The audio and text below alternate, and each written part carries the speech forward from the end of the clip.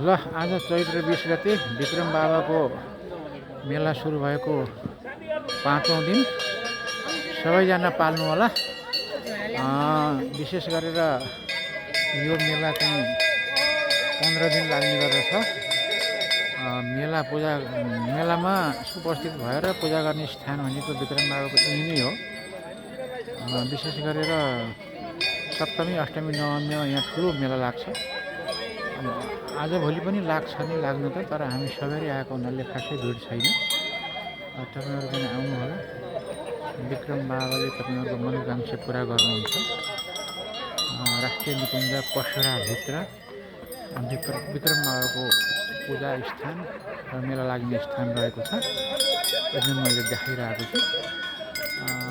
विशेष गरेर यो मेला वार्षिक रूपमा लाग्ने गर्छ र चैत्र 30 गतेसम्म यो मेला कन्टिन्यू लागि नै रहन्छ।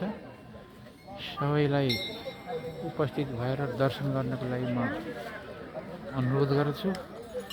जय होस् सबैको। विक्रम बाबाले सबैको कल्याण गरून्। शुभ दिन। सबैमा नमस्कार।